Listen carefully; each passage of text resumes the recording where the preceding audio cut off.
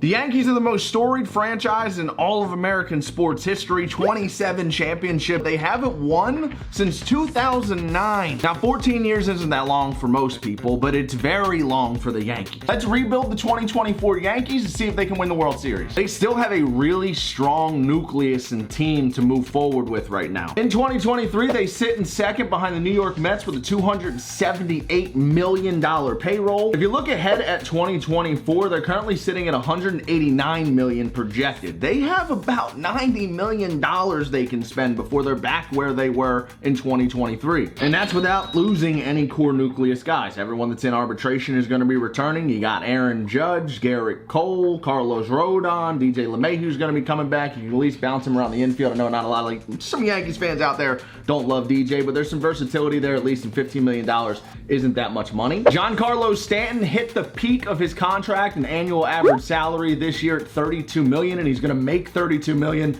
each of the next 2 seasons through age 35, and then he's got 2 more seasons at $29 mil and $25 mil to finish it off. 5 more years of Giancarlo Stanton, and honestly, when he's healthy, he's still hitting at a 35-40 homer pace, but the health has been a serious issue. This is the one thing that could potentially really drag them on moving forward. That man has got to stay healthy. Now, they do have some dead money. They got to pay Aaron Hicks $9.5 million next year, and Josh Donaldson's going to eat up another 6. Much better than the 21 mil the Yankees have paid Donaldson each of the last 2 seasons, though. They detached a huge trailer with that one. Jason Dominguez just had surgery on that elbow, and he's most likely not going to be back until close to the All-Star game next season, and since he's so young, they might even be super patient with it. I want to hear what you guys would do if you were the New York Yankees this offseason in the comment section down below. Let's get into some stuff that I think they should be doing. One mistake the Yankees have done over the last half decade that I just don't understand, and it's not for lack of trying. They did go out and get Joey Gallo, and he just didn't perform, but this team has been very right-handed dominant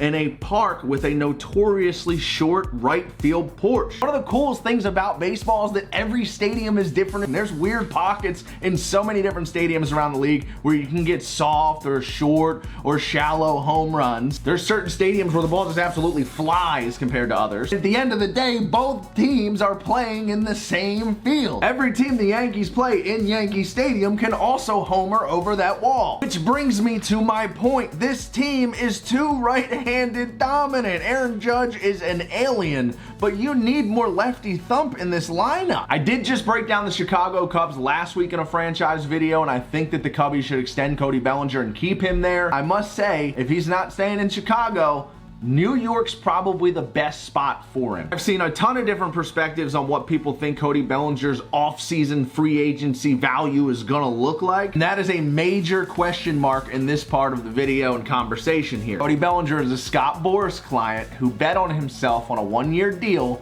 and won. He's got an MVP, a World Series. Extremely marketable. In terms of WAR value this season, Cody Bellinger's sitting at $34.2 million. Now, considering he hasn't posted a season higher than $14 million since 2019, $34 million is not gonna be the number. In terms of play, age, injury history, I think most teams interested in Cody Bellinger in terms of play would be willing to spend between 20 and 25 mil. Might see some more sprinkled in there because of the marketability. Maybe sprinkle a little bit more because of Scott Boras doing the negotiating. But either way, I think a team-friendly deal for Cody Bellinger would look something like a 5-year, $110 million contract, and a more Scott Boras, Cody Bellinger-friendly deal would look more in the 5 to 6 year, $125 to $130 million range. Now, that's just my best guess, but I think that would be perfect for this Yankees team. You could even go as far as to do something like the Cubbies did with Dansby Swanson this year. The Cubs had over $40 million in dead money this year. They had to pay Jason Hayward $22 million in 2023. How do they compensate for that? They gave Dansby Swanson $2 extra million at age 31, 32, and 33, which brings the average annual value of the contract up to 27 mil for those 3 seasons. And in the first year, this year, he only made $13 million.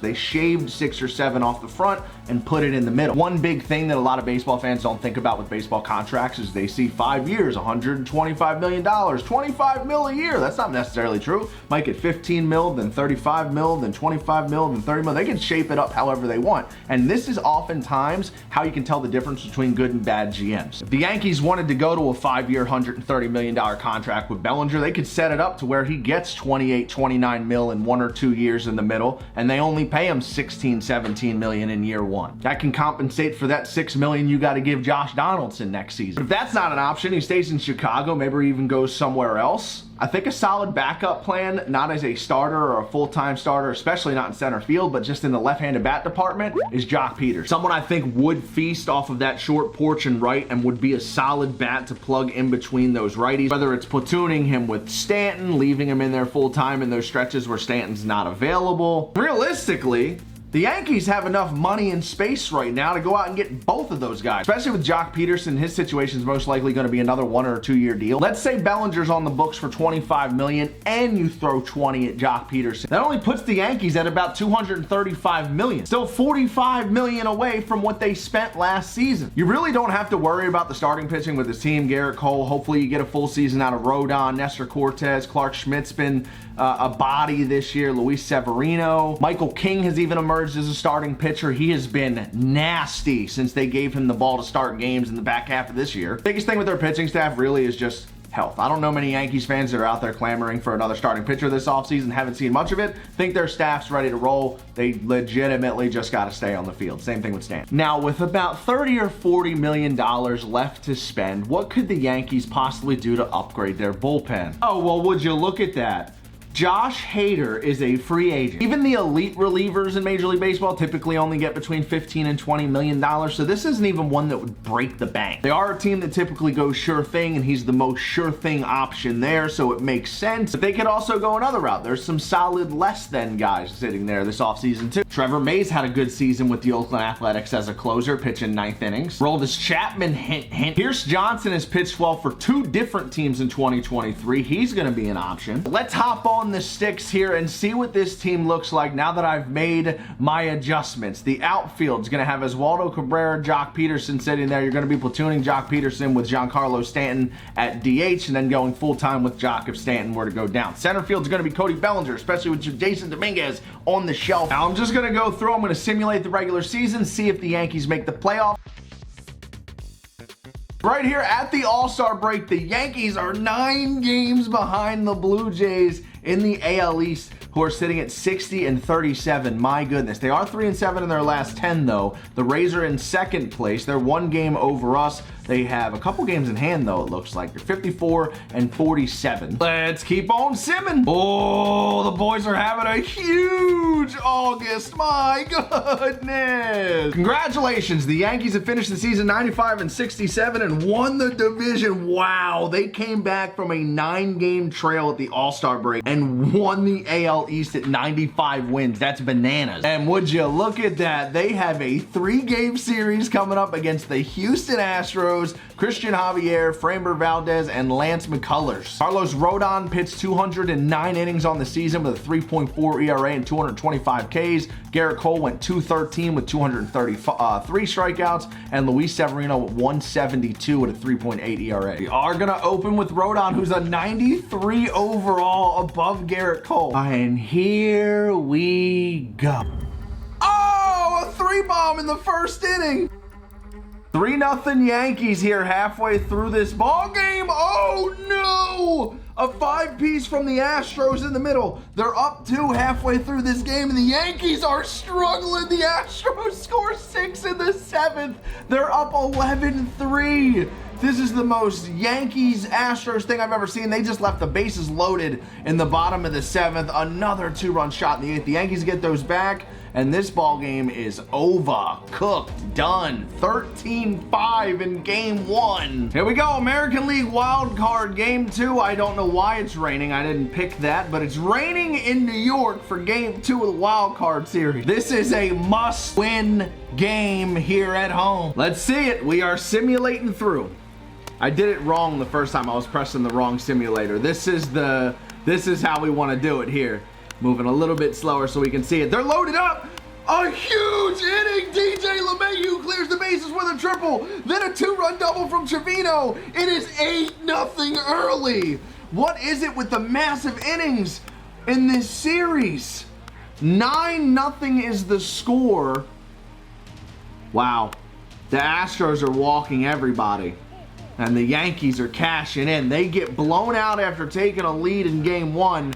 And then they turn it around here and go up 13-0.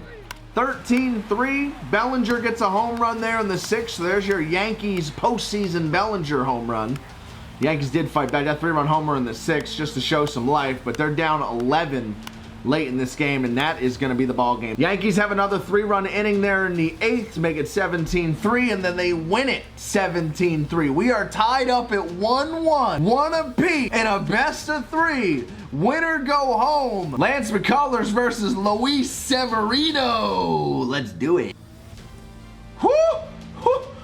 Once again, Houston goes up 4 early. A big inning here to start game 3. I'm once again doing this fast simulator by accident.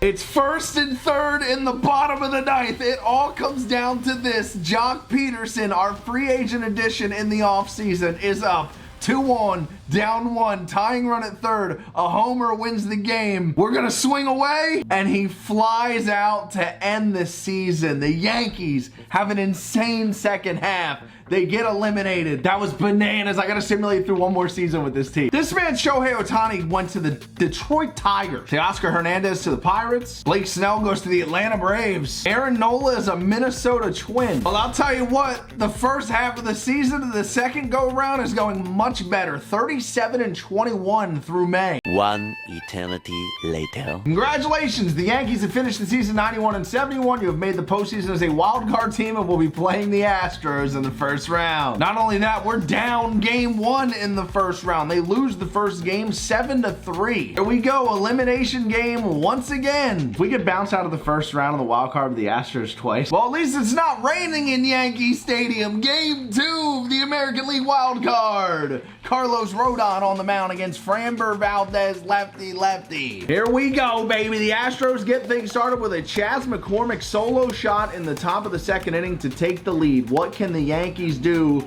to bounce back? So far, nothing. 4 base hits, a couple base runners. DJ LeMahieu just got a single, and again, they strand that one. And just like that, Corey Lee and the, oh man, this stings.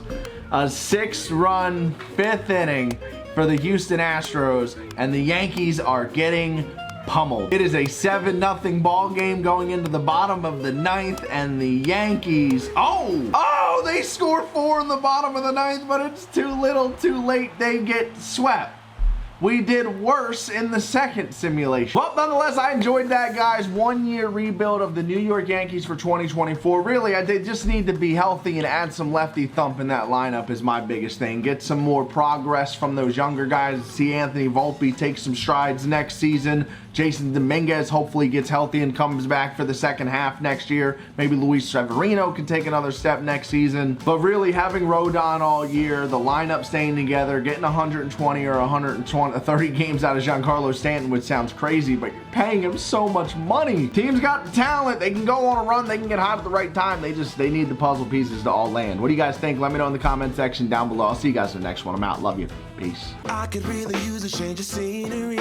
Yeah. Everybody's smoking all the greenery. Yeah. Close the match 'cause they were handed down to me. But I'm still fly, I know.